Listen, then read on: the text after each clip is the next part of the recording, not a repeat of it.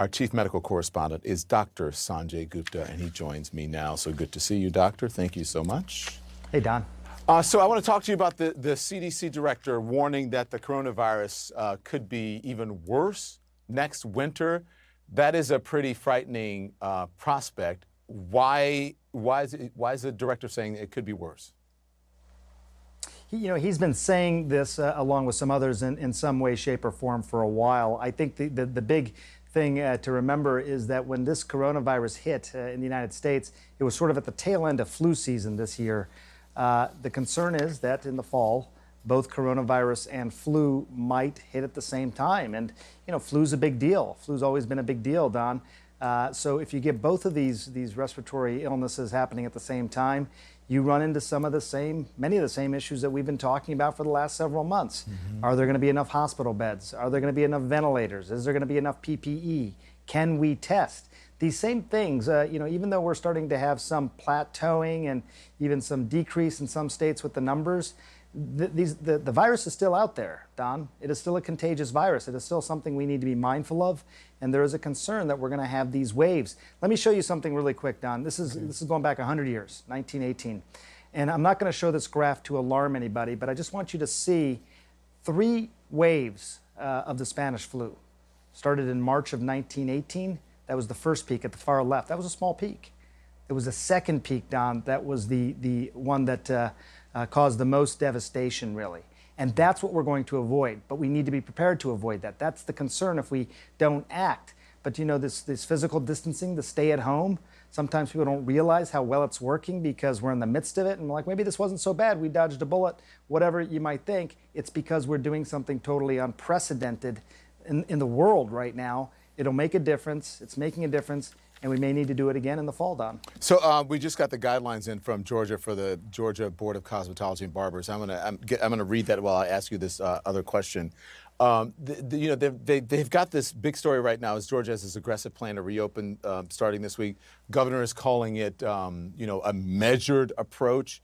Just from a medical perspective, though, it seems like it would be awfully hard to social distance in a nail or a hair salon or even a gym. We got the plans up right now, but quickly go on and talk to me about how difficult is that, especially when someone has to touch you to do your hair and nails, right? And then I think at some point, it's just common sense, right? Yeah. I mean, we have to keep talking about this. It's a little bit ridiculous. How do you physically distance somebody when they're cutting your hair or doing your nails? I mean, I have my daughters who are, 13 and 14 and 11.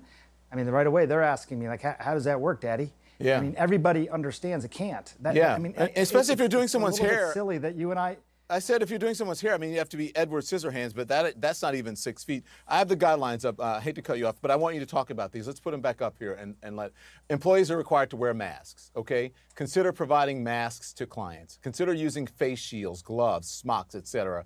Items should be disinfected, disposed between clients, hand washing between clients. Sorry, doctor, go on. What do you think of that? I think that you should consider not opening yet, that should be at the top of the list. I want it to open too. I mean, I want all the same things that I think everybody else wants. I want that for me, I want it for my family, I want it for you, Don, but we're not there yet. I worry about this, and I like to be a charitable person, but I find it hard with these particular decisions. We close late, we're opening early. People may get infected that don't need to. People may go to the hospital that don't need to. People may end up even dying that don't need to. It is true, Don, that when we do start to reopen things, it's going to be a risk. It's going to be a calculated risk. But there's some very clear guidelines here. And, it's very interesting. I was watching this press briefing today, and Ambassador Birx, who's a very polite person, right? She basically said, when asked about Georgia, she said, look, we put out guidelines. We gave very clear data. There are still outbreaks happening. I don't quite understand how you could possibly physically distance when you're doing these things like hair and nails and stuff. Maybe they have some creative solutions to this. The president was then asked about it, and he said he's going to talk to Governor Kemp. Maybe that conversation already happened.